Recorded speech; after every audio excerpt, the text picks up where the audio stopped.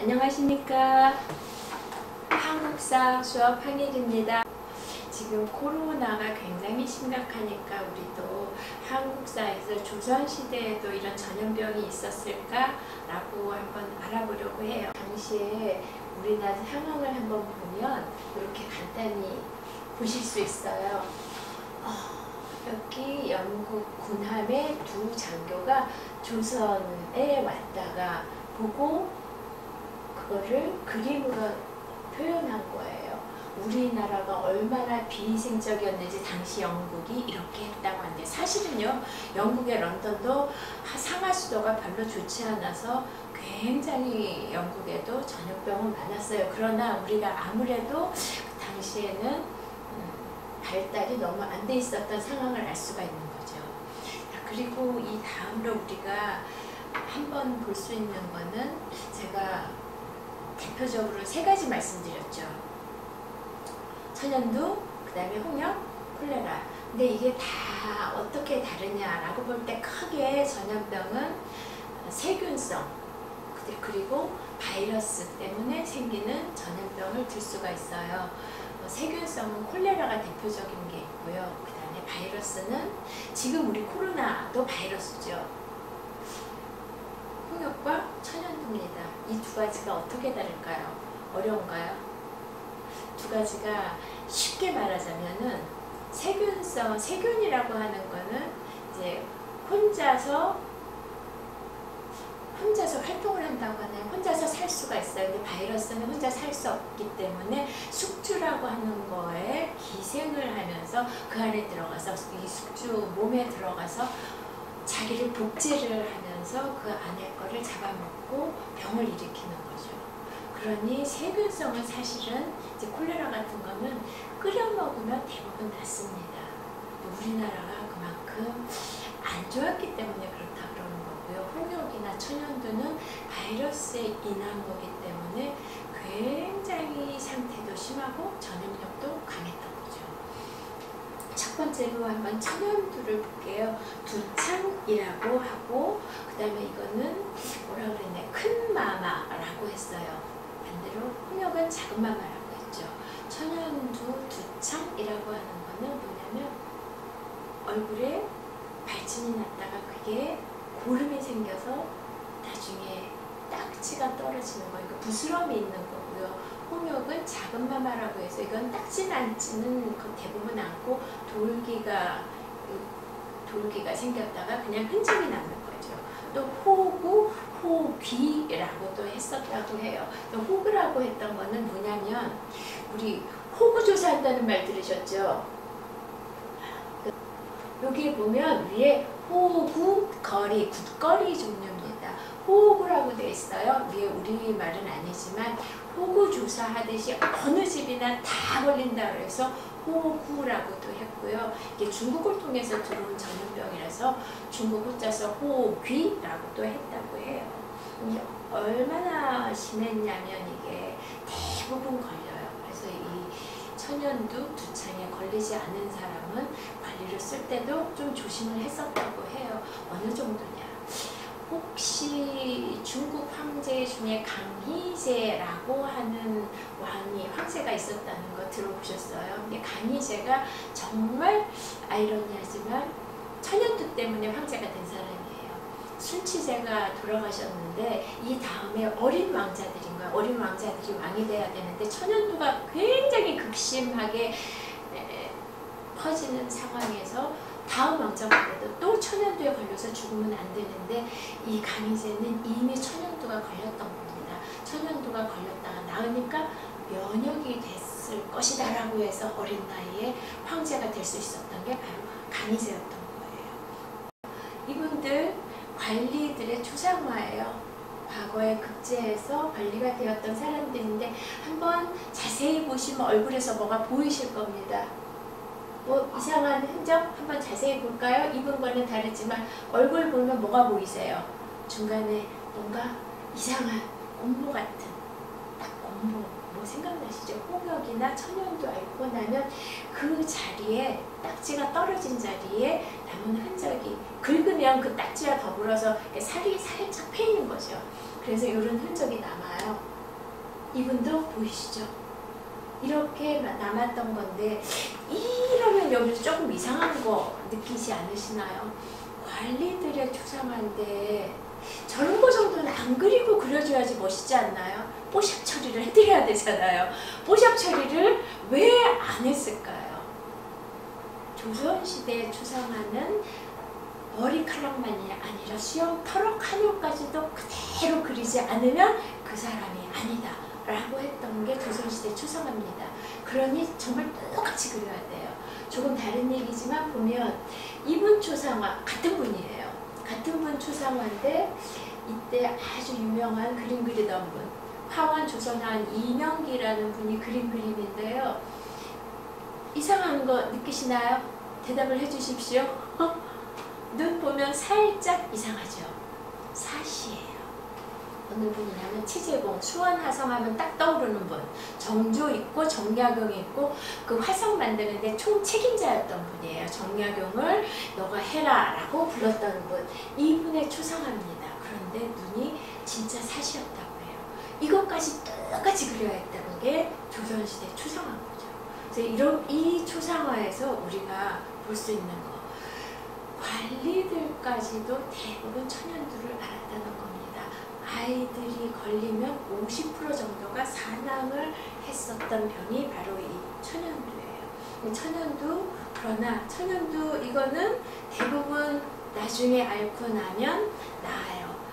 혹시 우두라는 말 들어보셨어요? 저 어릴 때 여기에다가 다 우두 접종 받았거든요. 우두라는 게 소의 보름, 우리한테 접종하는 거죠. 이게 서양 유럽에서 들어온 거지만 사실은 조선 정조 때 조금 전에 말씀드렸던 정약용이 인두법이라고 해서 이 두창을 앓은 사람에게서 보름을 빼서 다른 사람에게 넣어주는 면역을 길러주는 거. 인두법이 시행되었어요.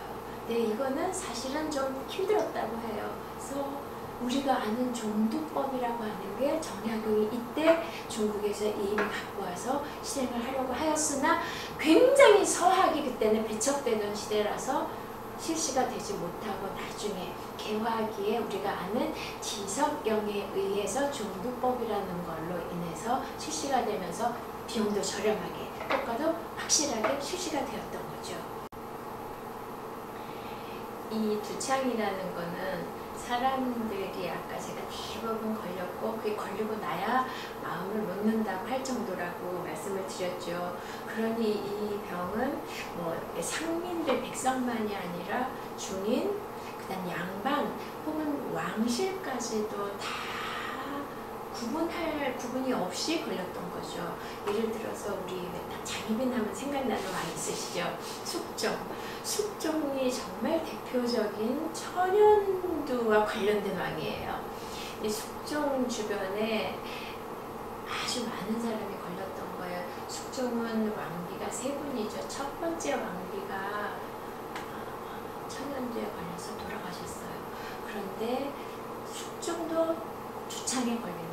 그러니 이 숙종의 어머니 명성황후가 왕이 아들이 죽을세라 정말 극진히 간병을 해요. 그러다가 왕은 살아나고 엄마는 돌아가시고, 그리고 또 숙종의 아들이 누구죠? 장희빈, 낳은 아들 경종이 되는 세자도 사실은 천연두에 걸렸었고, 또 그 다음에 무술이 숙빈 최씨가 낳은 연인국도 여기에 걸렸었던 거죠. 그러나 다 낫기는 나았죠. 그런데 제가 여기서 조금 더 이야기가 옆으로 빠지면 아까 명성황후가 돌아가셨다 그랬죠. 이 명성황후가 돌아가심으로 인해서 사실은 다른 전개가 또 벌어질 수 있었던 거라고 봅니다. 명성황후가 장희빈을 정말 안 좋아했었거든요. 그래서 장희빈이 출궁되어서 궁 밖에 있었는데 명성황후가 돌아가시고 나서 다시 궁에 입궁을 합니다. 그래서 사실은 뭐 왕비가 될 수도 있었지 않았나라고 볼 수도 있는 상황이 전개가 되었던 거죠. 이렇게 천연두는 엄청난 힘을 가지다 보니 이 질병 자체가 신으로 받들어지게 돼요. 그래서 마라는 말이 붙어지는 거죠. 마마라고 하는 거는 사실은 여신이에요. 계집녀 변에 말맞자를 써서 맞자 두 개에서 마마라고 합니다. 이게 어느 정도로 받들어졌냐면 일단 두창이 걸리면 마마신이 여기에 붙었다라고 생각을 해요. 옛날에 역병이 걸리는 거는 역신이 몸에 붙었기 때문에 이게 나가야지, 몸에서 나가야지 낫는다고 생각을 한 거죠. 그래서 어른만이 아니라 아이가 이 두창에 걸려도 마마신이 들어왔다라고 해서 아이를 극진하게 대해요. 왜냐, 함부로 대하면 이 아이 몸속에 있는 마마신이 질투를 하거나 분노를 한다고 생각한 거죠.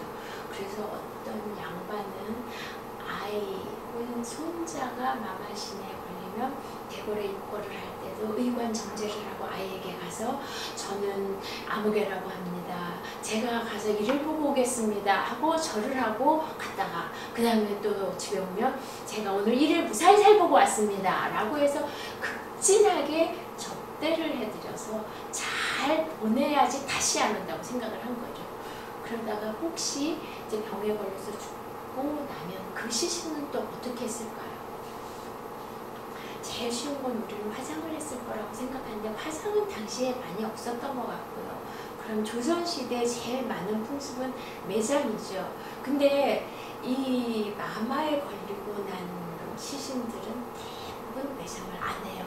왜냐면 따뜻하면 이 신이 다시 온다고 생각을 한 거예요. 실제로 이런 전염병들이 콜레라 말고는요, 겨울과 봄에 굉장히 심해져요. 더워지면 대부분 나아요. 그러니까 땅속에 묻으면 따뜻하게 있다가 다시 찾아올 거라고 생각을 해서 매장을 안 하고 시신을 그냥 외부에 방치를 했다고 해요. 일부는 방치를 했다가 다 살이 없어지고 나면 그 뼈만 추려서 간소하게 매장을 하거나 혹은 그대로 두기도 했다고 해요. 혹은 어떤 경우도 있냐면 나무에 묶어서 그대로 없어지라고 해서 잘 보내려고 했던 게 이 천연두부죠. 어느 정도냐면 조선시대에 이 천연두에 관한 기록만 40여 회가 넘게 조선 왕조실록에 남아있다고 해요. 그러니 이게 걸리지 않게 혹은 왔으면 빨리 가라고 하지 말아야 되는 행동들이 있었죠. 금기사항, 제사를 지내지 않고 모임을 하지 말고 서로 부딪히지 말아야 된다. 요새 우리가 코로나에 걸리지 않게 뭐 하죠?